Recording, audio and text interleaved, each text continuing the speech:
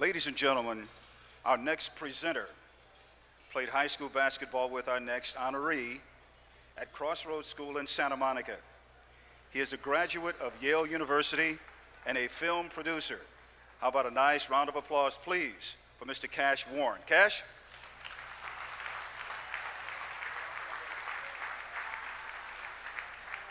A little prop, I guess. How's everybody doing?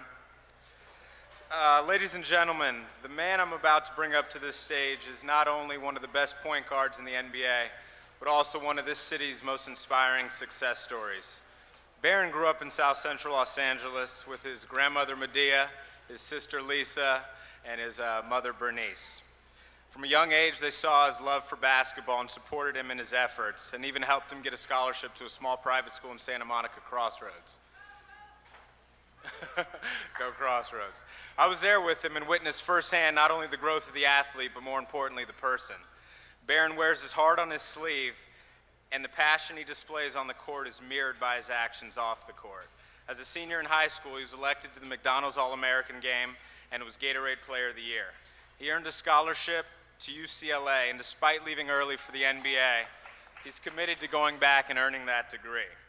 This two-time NBA All-Star is about action, not only talking the talk. He founded his foundation, Team Play, a nonprofit to helping kids realize their potential by providing them with a support group of mentors, much like he has had growing up and continues to have today. He's one of those unique individuals that only come around once a generation, and trust me when I tell you this is only the beginning for him. Can we cue the video, please?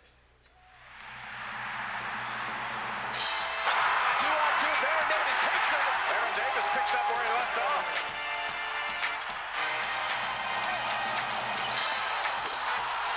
How old were you when you thought that you could realistically be a player in the NBA? Well, I was like 5. I used to watch it on TV, and I was like, I'm going to play in the NBA one day. Los Angeles native Baron Davis's NBA dreams began as a standout high school basketball player at Crossroads School in Santa Monica. As a senior, Davis was named the Gatorade Player of the Year and a Parade All-American after a hotly contested recruiting battle between some of the nation's best basketball programs. Baron decided to play for UCLA so that he could play in front of his family and friends. Stolen by Davis. He's all alone at the other end. During his freshman year at UCLA, Baron averaged nearly 12 points and 5 assists per game, establishing himself as one of the most explosive players in the college game. Barron's freshman year ended prematurely during an NCAA tournament game against Michigan. After one of his trademark spectacular dunks, Davis landed on his knee awkwardly. He had torn his ACL. After vigorous off-season rehab, Davis returned for his sophomore season with a better outlook on himself and on his basketball career. I grew accustomed to, jumping over people and just really using my athletic ability. And, once I got hurt, I realized that, I can't do this anymore. I have to, find other ways to score and find other ways to get guys open. And it really made me concentrate on the game of basketball, analyzing stuff and, watching plays and how different people play and trying to blend that along with my game. Barron's new refocused outlook on his career led him to leading the Bruins back to the NCAA tournament, improving his scoring average to nearly 16 points a game.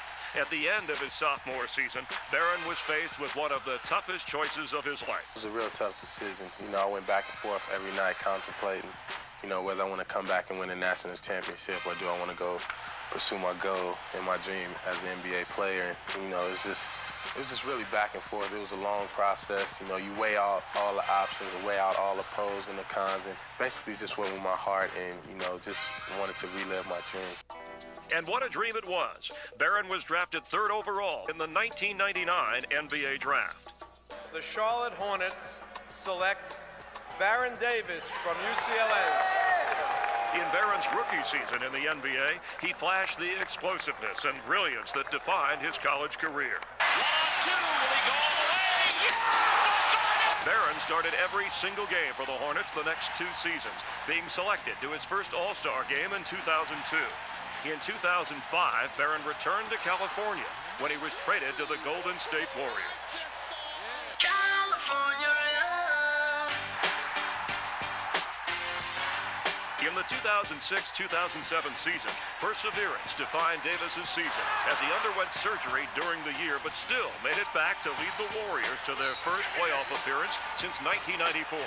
Golden State began the postseason as the Western Conference's 8th seed, facing the top-seeded Dallas Mavericks. Davis and the Warriors pulled off the biggest upset in recent NBA history, beating the number 1 seeded Mavs in 7 games. The Golden State Warriors have pulled off the greatest upset in the history of the NBA playoffs. Many proclaimed Baron Davis the best player in the 2007 postseason as his explosive play drew praise from fans and analysts alike. Although Baron Davis defies gravity with his acrobatic dunks, he remains grounded when it comes to everything else in his life. He's established his own nonprofit foundation, Team Play, to help underprivileged children.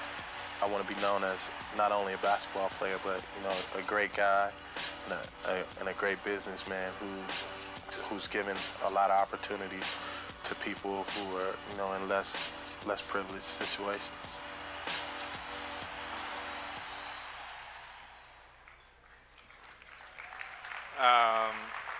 I want to know where he got that shirt in that last clip. Ladies and gentlemen, it is my privilege to bring up to the stage my best friend in life, a guy I've grown up with, and I'm so proud of him. The 23rd Annual Cedars-Sinai Sports Spectacular All-Star Award recipient, Baron Davis.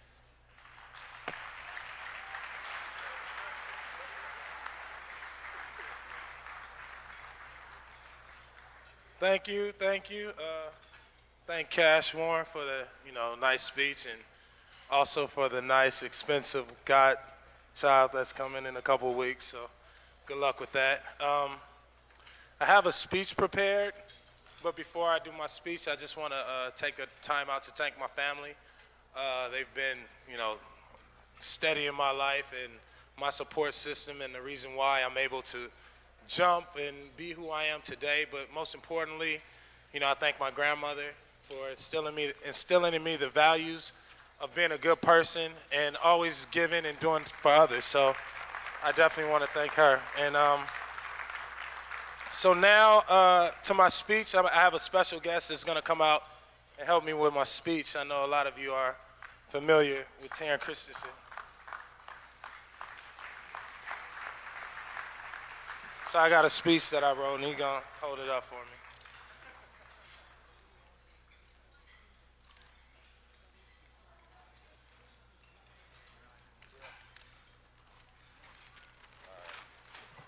All right, cool. All right, honestly, I want to say that I really appreciate this award, and all these names are people that support me, and all these names are the people that give of themselves to help better each other. And we're all here because of Cedars-Sinai and the wonderful works that they do, and they are the true heroes. And I'm just honored to be in such great company, such esteemed company, with all my heroes. Gary Payton, I didn't know you was in here, GP. The Lakers, Derek Fisher, huge inspiration. And, my whole thing is I'm up here, and I want to stand as a role model, but, I'm nothing if I don't do anything with this opportunity that I have. So I want to encourage all of you, encourage you as well as indulge, as well as your kids. Every time you take your kid to a ball game or a concert, take the time to stop by a hospital and shake a kid's hand and make them feel like Ray Lewis when he hits somebody coming across the line. Make them feel like Derek Fisher when he gets off the plane and hits a three-pointer to knock our team out the playoffs. But it just goes to show the power that kids have and the power and the honesty that they have in the way they lift us up. So, and this is what it's all about. It's not about me. It's about this kid and the struggles and the fighting that they do that gives me the inspiration to be up here and speak to you guys. So I really want to thank you for the award and ask you to do all you can to help impact lives. Thank you.